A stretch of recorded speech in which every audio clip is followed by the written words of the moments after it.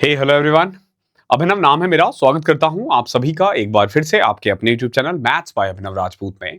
आप में से कई लोग एसएससी सीजीएल 2025 की तैयारी कर रहे होंगे, कुछ ऐसे भी होंगे जो 26 या 27 की तैयारी कर रहे होंगे। तो जब आप तैयारी करते हो ना, तो एक बहुत ही कंफ्यूजन रहता है कि इसकी ना एक्चुअली में एलिजिबिलिटी क्या है, मेडिकल टेस्ट में क्या क्या होता है, फिजिकल क्या रिक्वायरमेंट है, किस पोस्ट के लिए कितनी हाइट चाहिए, किस पोस्ट के लिए नहीं चाहिए।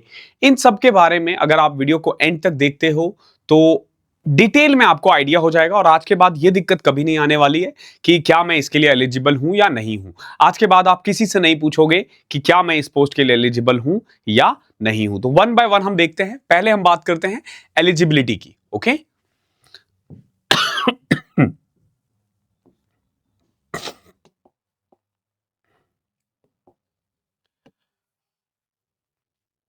ओके सबसे पहले देखो, जब मैं एलिजिबिलिटी के बारे में बात करता हूं ना, तो एज होता है। एज रिक्वायरमेंट क्या है? अगर आप ग्रुप सी पोस्ट के लिए अप्लाई करते हो, ग्रुप सी में पहले इनकम टैक्स इंस्पेक्टर भी हुआ करता था, लेकिन आप ये मान लो जो 2800 ग्रेड पे तक की जो पोस्ट होती है ना, उसमें मैक्सिमम एज की रिक्वायरमेंट है 27 ईयर। अगर आप 27 से कम हो then you are eligible, otherwise आप इसके लिए एलिजिबल नहीं हो। ध्यान रखना, 27 से कम हो तो ही आप एलिजिबल हो, अदरवाइज आप इसके लिए एलिजिबल नहीं हो। वही अगर आप ग्रुप बी पोस्ट के लिए देखते हो तो 30 ईयर है, और जेएसओ पोस्ट के लिए 32 ईयर है। ध्यान रखना, जेएसओ पोस्ट के लिए कितना है? 32 ईयर है। इसके अलावा एज रिलैक्सेशन मिलता है एससी एसटी को 5 साल का, ओबीसी को 3 साल का, फिर पीडब्ल्यूडी को जो उसकी कैटेगरी में है आप देख सकते हो। ये जो आप इमेजेस देखोगे, ये सारे इमेजेस मैंने एसएससी के नोटिफिकेशन से निकाला है, तो you can trust it. Okay तो ये जो भी मैं आपको बताऊंगा, ये कोई मैं अपने अकॉर्डिंग नहीं बता रहा हूं, ये एसएससी के वेबसाइट पे जो है वहां से उठा के मैं बता रहा हूं। ओके नाउ, एजुकेशनल क्वालिफिकेशन क्या है? एक तो ध्यान रखना, एजुकेशनल क्वालिफिकेशन हो या फिर एज रिक्वायरमेंट है, 1 अगस्त 2024-25 ऐसे काउंट होता है। उस साल का 1 अगस्त का जो दिन होगा ना, उससे काउंट होता है। ये चीजें आपको ध्यान रखनी है। नाउ, सबसे पहले तो जो मैक्सिमम पोस्ट है ना, उसके लिए सिंपल आपको बैचलर डिग्री चाहिए होता है। बैचलर डिग्री बोले तो simple bachelor degree, no matter आपने डिस्टेंस से किया है, आपका कभी कोई बैक आया हो, आप मैथ्स में फेल थे कभी 12th में, 11th में, आपने 5 साल में किया है, आपने 6 साल में किया है, आपने बीटेक किया हो, बीएससी किया हो, बीकॉम किया हो, एमए किया हो, कोई भी बैचलर डिग्री चाहिए विद अ रिकॉग्नाइज्ड यूनिवर्सिटी जो बेसिकली एफिलिएटेड हो सेंट्रल गवर्नमेंट के द्वारा, तो आप अप्लाई कर सकते हो। फर्क नहीं पड़ता आपके पास कौन सी डिग्री है, आप 99% जॉब में अप्लाई कर सकते हो। फॉर जेएसओ आपका आइदर आपने ग्रेजुएशन स्टैटिक्स में किया हो, या फिर अगर आपने 11th 12th में मैथ्स पढ़ी है और 12th में आपके मिनिमम 60 है मैथ्स में, then you are also eligible for JSO. Statistical investigation grade 2 के लिए ना आपको स्टैटिक्स में डिग्री चाहिए, तो ही आप अप्लाई कर सकते हो, अदरवाइज नहीं कर सकते हो। और again research assistant in NHRC, national human rights commission के लिए ना, देखो essential qualification simple bachelor degree है, बट डिजायरेबल क्वालिफिकेशन है कि अगर आपके पास रिसर्च का 1 साल का एक्सपीरियंस हो तो। बट ध्यान रखना, डिजायरेबल क्वालिफिकेशन लिखा रहता है, होता नहीं है। ठीक है, अगर नहीं भी है तो you are still eligible. Okay, और डिग्री इन लॉ और human rights from a recognised university चाहिए। अच्छा, ये भी है इसमें। ओके तो एजुकेशनल क्वालिफिकेशन ये चाहिए। अब आप में से कई बच्चे ना 2025 की या 26 की तैयारी कर रहे होंगे, तो उनके लिए हमारे पास कुछ है। ओके, जो भी बच्चे 2025 की तैयारी कर रहे हैं, अभी हमारा ना 2 प्रोग्राम चल रहा है text book super coaching app पर। डिस्क्रिप्शन में आपको लिंक मिल जाएगा। एक है हमारा फाउंडेशन बैच, जो 2025 या 26 के लिए जो भी अप्लाई कर रहा है वो ले सकता है। एक है हमारा 2025 के लिए specially guaranteed selection programme. Okay, अब दोनों में फर्क क्या है? जो जीएसपी 2.0 है उसमें काफी थोड़ा एक्स्ट्रा चीजें मिलती है। फिलहाल के लिए प्राइस जो है ना, ध्यान रखना, ये 2 साल की वैलिडिटी के साथ है, 1428। ध्यान रखना 2 साल। इसमें आपको मैथ्स, रीजनिंग, इंग्लिश, जीके हर सब्जेक्ट का मिलेगा। साथ में मॉक्स मिलेंगे, लाइव मॉक भी है, ऑफलाइन मॉक्स भी है। ऑफलाइन आपको सेंटर्स अलॉट किए जाएंगे और आपको मॉक्स दिए जाएंगे। टेलीग्राम ग्रुप स्पेशल में ऐड किया जाएगा एक्सक्लूसिव, वहां आपको कोई भी क्वेश्चन का डाउट होता है आप पूछ सकते हो। आपके पास कॉलिंग ऑप्शन होगा, 1 to 1 आप पूछ सकते हो। गूगल मीट से 1 to 1 हमारे सेशंस होते रहेंगे। तो ये आपका जीएसपी 2.0 है। अभी ये मिनिमम है 1428, इससे कम नहीं होता है ये। तो अभी आप चाहो तो ले सकते हो, जो भी 2025 की तैयारी कर रहा है। और अगर आप हमारा एसएससी फाउंडेशन बैच लेना चाहते हो, नाम 2025 का है लेकिन 26-27 वाले भी ले सकते हैं। केवल और केवल 985 में है। ध्यान रखना, केवल और केवल 985 में है। और अगर आप वैलिडिटी के बारे में बात करो ना, तो 27 मंथ्स की वैलिडिटी है। तो भैया इससे तो 27 की भी तैयारी हो जाएगी। 25, 26 पूरा आप आराम से तैयारी कर लोगे। 27 के मार्च तक वैलिडिटी रहेगी इसकी, तो आप ये ले सकते हो। कोड लगाना है आपको अभी 007। ध्यान रखना ये मैक्सिमम डिस्काउंट है, इससे ज्यादा डिस्काउंट ऑफर नहीं किया जाता है। देखो 2.0 में आपको क्या क्या मिलता है, एक तो लाइव कोर्स मिल जाएगा, 1-to-1 गाइडेंस मिल जाता है, गूगल मीट सेशन होता है हम लोगों का, ऑफलाइन रियल टेस्ट एनवायरनमेंट होता है, वीकली प्रोग्रेस रिपोर्ट आपको बताया जाता है कि आपने इस वीक इतना पढ़ा है, इतना लैक हो। और इस प्रोग्राम की खासियत क्या है ना कि अगर आपने इस प्रोग्राम में हम जो जो आपको कहते हैं, अगर आपने उसका 70% फिनिश कर दिया, मिनिमम 70%, और आपकी जॉब नहीं लगती है तो आपका फीस रिफंड हो जाएगा। ये इकलौता है जो फीस गारंटी देता है कि भैया रिफंड हो जाएगा अगर आपका नहीं होता है तो। ओके, तो अभी 007 कोड लगाना, 6 जनवरी से बैच स्टार्ट है।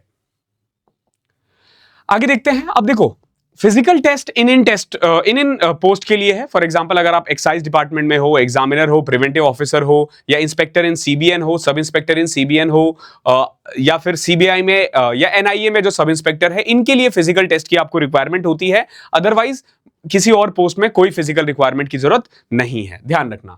नेक्स्ट देखो, फिजिकल स्टैंडर्ड क्या चाहिए सेंट्रल एक्साइज में, एग्जामिनर में, प्रिवेंटिव ऑफिसर में, और inspector and sub inspector in CBN यानी सेंट्रल ब्यूरो ऑफ नार्कोटिक्स में। फिजिकल स्टैंडर्ड क्या चाहिए, हाइट होना चाहिए 157.5 सेंटीमीटर मेल के लिए, फीमेल के लिए हाइट है 152 सेंटीमीटर। ओके, चेस्ट के बारे में बात करें तो 81 सेंटीमीटर होना चाहिए और 5 सेंटीमीटर का एक्सपेंशन होना चाहिए, ध्यान रखना। हाइट रिलैक्सेशन मिलेगा अगर आप हिली एरियाज या एसटी से बिलोंग करते हो तो। फिजिकल टेस्ट 1600 मीटर होता है, आपको 1600 मीटर वॉक करना होता है इन 15 मिनट, जो आप बहुत इजीली कर लोगे। साइकिलिंग करना होता है आपको 8 किलोमीटर 30 मिनट में, अगेन ये बहुत स्लो है, इजीली हो जाता है। 16 की स्पीड से साइकिलिंग करना is not a big thing. Female के लिए हाइट 152 है, वेट 48 होना चाहिए मिनिमम, ध्यान रखना मिनिमम वेट 48 केजी होना चाहिए, इससे कम नहीं। फिजिकल टेस्ट क्या है, 1 किलोमीटर आपको वॉक करना है 20 मिनट में, आराम से कर लोगे। 3 किलोमीटर 25 मिनट में साइकिलिंग करना है, अगेन ये भी हो जाएगा, बस आपको साइकिलिंग आना चाहिए। अगर साइकिलिंग नहीं आती है तो दिक्कत हो जाएगी। वही अगर आप सीबीआई के लिए जाना चाहते हो, सीबीआई में जो सब इंस्पेक्टर है उसमें हाइट की रिक्वायरमेंट है मिनिमम 165, वुमेन के लिए 150 सेंटीमीटर है, अगेन 5 सेंटीमीटर का रिलैक्सेशन मिलेगा अगर आप हिली एरियाज या ट्राइबल एरिया से बिलोंग करते हो तो। चेस्ट 76 सेंटीमीटर होना चाहिए, एक्सपेंशन की रिक्वायरमेंट नहीं है। विजन आई साइट जो है ना इसमें आपका चेक होता है, बट ध्यान रखना विद और विदाउट ग्लासेस है, यानी अभी देखो जैसे मैंने चश्मा पहना हुआ है, मुझे सब कुछ क्लियर दिख रहा है, ओके, तो भी मैं इस पोस्ट के लिए एलिजिबल हूं। चश्मा नहीं भी पहना हूं तो भी अगर मुझे क्लियर दिख रहा है तो भी मैं अप्लाई कर सकता हूं। एक आंख में 6/6, दूसरे आंख में 6/9, यानी अगर मान लो चश्मा पहन के भी थोड़ा क्लियर नहीं दिखता है, 6/9 भी है ना, स्टिल आई एम एलिजिबल। और ये आने वाले सारे पोस्ट के लिए है, ध्यान रखना।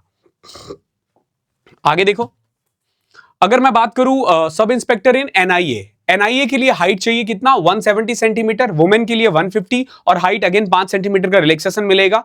चेस्ट 76 सेंटीमीटर होना चाहिए विद एक्सपेंशन, आई साइट बिल्कुल नॉर्मल, विद और विदाउट ग्लासेस 6/6 होना चाहिए आपका।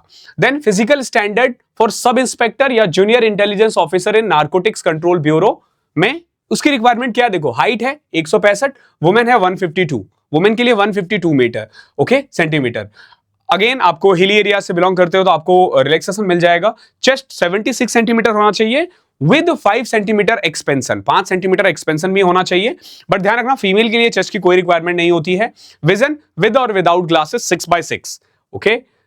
नेक्स्ट, अभी देखो बहुत सारे पोस्ट होते हैं जिसमें ना कलर ब्लाइंडनेस लोग अप्लाई कर सकते हैं, तो ये एक पोस्ट है, बट ध्यान रखना ये जो है ये मैंने एआई से निकाला है, ओके, क्योंकि टाइम कम था और कुछ एक बेटर सोर्सेस मिल नहीं पाया है, तो कलर ब्लाइंडनेस के लिए मैंने ये डाल दिया। बाकी आने वाले कुछ दिनों में मैं एक छोटा सा शॉर्ट्स डाल दूंगा जिसमें आपको बता दूंगा कि कौन कौन से पोस्ट के लिए आप एलिजिबल हो, किसके लिए आप एलिजिबल नहीं हो। तो दीज आर द पोस्ट जिसके लिए आप एलिजिबल नहीं हो। इसमें एक जेएसओ और ऐड कर दो, now you are not eligible for JSO, okay, अगर आपको कलर ब्लाइंडनेस की प्रॉब्लम है। ये 2024 तक नहीं था, 23 तक नहीं था, 24 में इन्होंने ऐड कर दिया है, आई डोंट नो व्हाई। अब अगला आता है मेडिकल टेस्ट आपके कौन कौन से होंगे, ठीक है। देखो एक तो मैं आपको बता दूं कि मेडिकल बहुत नॉर्मल होता है, कोई रॉकेट साइंस नहीं होता है। बहुत लोग बोलते हैं कि सर क्या क्या किया जाता है, भगा के देखा जाता है क्या, आपसे पेंट उतारा जाता है, या फिर जो आर्मी वगैरह का जो होता है, तो बेसिकली ऐसा कुछ नहीं होता है। बट ध्यान रखना, कई बार ना आपकी पोस्ट पे डिपेंड करता है कि क्या है। फॉर एग्जांपल अगर आप सीजीडीए में ऑडिटर जाते हो, मेरी दिल्ली में हुई थी इसका मेडिकल, तो मैं आपको पूरा प्रोसेस बता देता हूं क्या होता है, ठीक है, फिर हम इस पे बात करेंगे। सबसे पहले ना, ये 2018 की बात है, 18 की बात है जब मेरा मेडिकल हुआ था। सबसे पहले हम लोग फर्स्ट डे गए थे, तो फर्स्ट डे उन्होंने सबसे पहले बीपी किया, आपका ब्लड प्रेशर चेक होता है, अगर आपका बीपी नॉर्मल है तो ही आगे के टेस्ट होंगे, अदरवाइज नहीं होंगे। देन आपका आई टेस्ट होता है, हार्निया का भी टेस्ट होता है। तो हार्निया के टेस्ट में जरूरी है कि आपका जो लोअर बॉडी पार्ट्स है वो पूरा वो डॉक्टर चेक करेंगे, उसके बाद ही बताएंगे। ध्यान रखना, तो हार्निया का अगर टेस्ट होता है तो आपका पेंट उतारा जा सकता है, इसके लिए ये बहुत नॉर्मल है। इसके अलावा देखो, फिर आई टेस्ट वगैरह हुआ, वेट वगैरह, बीएमआई वगैरह चेक किया गया। देन मेरा ब्लड टेस्ट हुआ था, ओके और ब्लड टेस्ट के अलावा यूरिन टेस्ट होता है। देन चेस्ट के लिए ईसीजी वगैरह, सॉरी ईसीजी तो हुआ ही था, चेस्ट के लिए ना एक टेस्ट होता है, आप एक्सरे वगैरह भी हुआ था। देन एक पीएफटी टेस्ट होता है जिसमें ना आपके लंग्स को चेक किया जाता है, आपके मुंह में एक बड़ा सा वो डाल देते हैं और फिर आपको फूंकने के लिए बोलते हैं, तो उससे ना आपका चेक किया जाता है कि आपका लंग्स कितना प्रॉपर्ली वर्क कर रहा है या नहीं कर रहा है। बट ध्यान रखना, ये सिर्फ सीजीडीए ऑडिटर में हुआ था। मैं आज तक अपने पोस्ट के अलावा किसी भी बंदे से नहीं मिला हूं जिसने बताया हो कि मेडिकल इतना टफ है। ठीक है, मेडिकल बहुत नॉर्मल होता है, इसमें ये सब भी चेक नहीं होता है। जस्ट बिकॉज की दिल्ली है और आरएमएल था तो इतना चेक हो गया, अदरवाइज इतनी दिक्कत नहीं होती है। बाकी देखो, पहले आई टेस्ट होगा, आपका आंख चेक किया जाएगा। देन फिजिकल स्टैंडर्ड टेस्ट में हाइट चेस्ट लिया जाता है, ओके। मेडिकल एग्जाम में क्या होता है, बीएमआई चेक करेंगे, बीपी चेक करेंगे, हार्ट्स एंड लंग्स को एग्जाम किया जाता है, पेट को देखेंगे, न्यूरो देखेंगे, मस्कुलर्स वगैरह देखा जाता है एक्सरे वगैरह लेके। लेबोरेटरी टेस्ट में यूरिन टेस्ट, ब्लड टेस्ट और stool test. Stool test again if required नहीं होता है, मैंने नहीं देखा है। देन अदर टेस्ट में क्या क्या होता है, ईसीजी और एक्सरे, अगेन अगर इसकी रिक्वायरमेंट है तो। अब बहुत बच्चे बोलेंगे सर मेरे दांतों में प्रॉब्लम है, मैं फ्लैट फुट हूं।